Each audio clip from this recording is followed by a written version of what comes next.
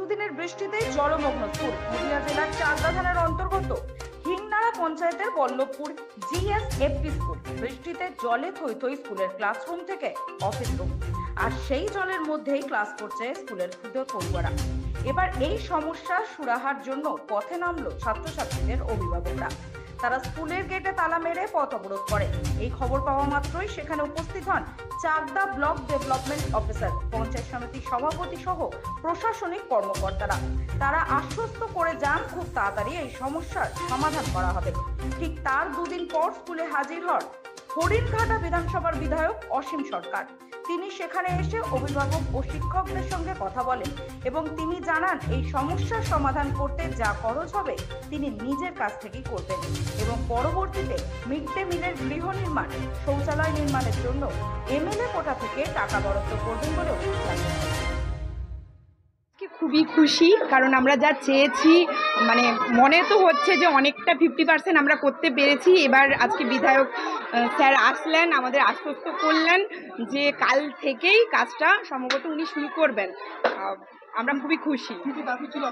আমাদের দাবি ছিল যেটা আমাদের একটা ক্যান্টিনের ব্যবস্থা করতে হবে, যেহেতু বাচ্চারা একই মিড ডে মিলের ব্যবস্থা করতে হবে, যাতে বাচ্চারা ওরা তো একই জায়গায় বসে খায়, একই জায়গায় পড়ে, ক্লাস করে, তো সেটার জন্য একটা আলাদা রুমের ব্যবস্থা করতে মানে বলেছেন উনি, করে দেবেন। আর একটা আমাদের দুটো ক্লাস রুম কম ছিল, সেটা করে দেবেন বলেছেন। জলের ব্যবস্থা, নিচে জল জমে যায়, সেটাতে ঠিক করে দেবেন বললেন। মোটামুটি উনি আমাদের আশ্বাস দিয়েছেন যে কাল থেকেই কাজটা উনি শুরু করবেন। খুবই সন্তুষ্ট, আমরা খুশি, খুবই খুশি, আমরা সবাই খুব খুশি। আজ 3 দিন ধরে যেটা আমরা মানে আন্দোলনটা চালিয়েছি, তার জন্য আজকে আমরা 50% মোটামুটি ফল পেয়েছি, তার জন্য আমরা খুবই খুশি। না, উনি বলেছে যে ওনার নিজস্ব ফান্ড থেকেই টাকাটা উনি এখন দেবেন আমাদের কাজগুলো করার জন্য। হ্যাঁ, আমরা খুব খুশি। আমার নাম রুমকি বিশ্বাস, অভিভাবক, আমার ছেলে পিপিতে পড়ে। অ্যাকচুয়ালি ক্ষোভ উগলায়নি, ওনাদের বিভিন্ন রকম সমস্যার কথা আমাদেরকে জানালেন এবং সেই সমস্যাগুলো জানতে গিয়ে দেখলাম যে স্থানীয় লোকের একটু সহযোগিতা প্রয়োজন। এই সহযোগিতাগুলো পেলে আমরা আমাদের কাজগুলো করে দিতে পারবো। অলরেডি এখানে যা যা প্রয়োজন এখানকার উন্নয়নের জন্য সেসব পরিকল্পনা এবং তার action plan, tender, work order সবই কমপ্লিট হয়ে আছে। শুধু এলাকার লোকের সহযোগিতাটা আমরা পাইনি বলে সেগুলো করে উঠতে পারিনি। আজকে আমি গার্জেনদের সাথে কথা বললাম যে তারা আর কি একটা আমাদেরকে উৎসাহ দিলেন যে এলাকার মানুষের সাথে কথা বলবেন, তাদের সাথে কথা বলে এই সহযোগিতাটা তার কাছ থেকে প্রত্যাশা মানে চেয়ে নেবেন এবং এই সহযোগিতা পেলে আমরা এখানে একটা সোপেট, ড্রেন এগুলো সব আমরা করে দিতে পারবো। এটা নিয়ে কোনো সমস্যা নেই। আসল যে সমস্যা হচ্ছে দীর্ঘ টানা কয়েকদিন বর্ষাতে এলাকা সব ছাপিয়ে গেছে। স্কুলের মেঝেটা, মাঠের পাশের মাঠটা ফিল আপ হওয়ার জন্য নিচু হয়ে গেছে। এই নিচু হওয়ার কারণে মাঠের জল এখানে নেমে গেছে, ফলে স্কুলে এখন জল জমে গেছে, বাচ্চাদের ক্লাস করতে অসুবিধা আছে। তা সেই জন্য আমি বললাম যে দোতলায় তুলে অন্তত প্রত্যেকে ক্লাস করাতে, যতক্ষণ না জলটা শুকাচ্ছে। আর রেনি সিজনটা শেষ হলে আমরা এখানকার ডেভেলপমেন্ট কাজগুলো করে দিতে পারবো।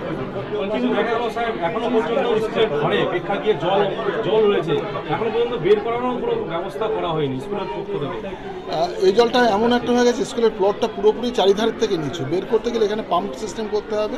কিন্তু পাম্প সিস্টেম করলে আবার একটা বৃষ্টি হলে সেই একই জল এখানে নেমে আসবে, কারণ এখানে কোনো সীমানা করা নেই যে একটা বর্ডার দিয়ে জলটা আটকানো যাবে, একেবারে মাঠের সাথে ঢালানো হয়ে গেছে। ফলে এই জায়গাটা আমরা চেষ্টা করছি জলটা আর কি সরিয়ে দেওয়ার পরে এই জিনিসটা আমরা রানিং করতে পারবো, ক্লাসটা রানিং করতে পারবো। খারাপ আছে, সেই রাস্তাটা পঞ্চায়েত থেকে করবার জন্য গতকাল অর্থের মিটিংয়ে এটা তোলা হয়েছিল এবং সিদ্ধান্ত হয়েছে অর্থের মিটিংয়ে যে সমস্ত কাজের আগে বাচ্চারা এখান দিয়ে যখন যাতায়াত করে জল হয়ে গেলে তারা আসতে পারে না, জ্বর হয়ে যায়, তাদের অসুবিধা হয়, ঠান্ডা সর্দি লাগে, আসতেই পারে না। এবং সমস্ত কাজ করার আগে পঞ্চায়েত থেকে এই রাস্তাটা করে দেওয়া হবে যাতে বাচ্চারা সুন্দরভাবে স্কুলে আসতে পারে। এই অসম্ভব, এটা আপনি এমএলএ হয়ে এখানে আপনার হস্তক্ষেপ করতেছে, অথচ এটা কিন্তু ভিডিও করলে করতে পারতো, বিষয় কি বলবেন? আমি এই বিষয়ে কোনো কথা বলবো না। আমি এখানে রাজনীতি করতে আসি নাই, আমি এখানে এসছি মানুষের সেবা করার জন্য। বিডিও সাহেব ব্লক ডেভেলপমেন্ট অফিসার, তিনি এটা তো লক্ষ্য রাখা তার উচিত।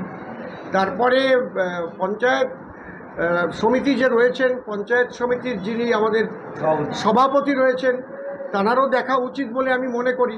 কারণ যখন একজন জনপ্রতিনিধি হয় এই স্কুলে বিজেপি পড়ে না, সিপিএম পড়ে না, কংগ্রেস পড়ে না, তৃণমূল পড়ে, এটা কোনো কথা না। বাচ্চারাই আগামী দিনের ভবিষ্যৎ। ঘুমিয়ে আছে শিশুর পিতা সব শিশুদের অন্তরে। আমরা দেখেছি টালির ঘরের একটা মেয়েও সেও মুখ্যমন্ত্রী হয়, চা বিক্রি করা একটা ছেলেও দেশের প্রধানমন্ত্রী হয়। তাহলে আমাদের কর্তব্য হচ্ছে বাচ্চাদের যাতে অসুবিধা না হয়। আমি জনপ্রতিনিধি হিসেবে যেটুকু আমার কর্তব্য, দায়িত্ব, আমার মনে হয় আমি তার চাইতে বেশি দায়িত্ব নিলাম। কারণ ব্যক্তিগত অর্থ দিয়ে আমি যেটা করে দেবো ড্রেন পরিষ্কার এবং ক্লাসরুম উঁচু করা, এটা কিন্তু আমি সরকারি টাকা না, এটা আমার গান গাওয়া টাকা দিয়েই করতে হবে। শেষ প্রশ্ন, যে এই সমস্যাটা দীর্ঘ বছরে, তাহলে অবশ্যই আন্দোলনের পর তাহলে কি বাংলা থেকে আন্দোলনের শেষ পথ দেখাচ্ছে? আপনারা তো দেখতেই পাচ্ছেন কোনো রকম বিজেপি একটা কোথাও মিটিং করতে গেলেও তার পারমিশন দেয় না, তারপরে হাইকোর্টে গিয়ে তার পারমিশন আনতে হয়। এই জন্য আন্দোলন না করলে, একটা কথা আছে, না কাঁদলে মাও দুধ দেয় না। এই জন্য এই বাংলায় তো এটা হয়েছে, এই আন্দোলন না করলে যে পরিস্থিতি বাংলার আপনারা দেখতে পাচ্ছেন, বাংলার মানুষ কি অবস্থায় আছে সেটা আমার নতুন করে বলার কিছু নেই। এখানে পরিত্রাণ কিছু নেই, ত্রাণের দ্বারাই চলছে, শিক্ষার দ্বারাই চলছে। আমার কথা হচ্ছে যে আমাকে আপনি ত্রাণ দিচ্ছেন, কিন্তু আমার সন্তানের চাকরিটা কেড়ে নিচ্ছেন, পরিত্রাণ আমি পাচ্ছি না। আমার কাজ পরিত্রাণ করা, একদম স্থায়ীভাবে যে অসুবিধাটা আছে সে অসুবিধা থেকে মানুষ মুক্তি পাক, এটাই আমি চাই।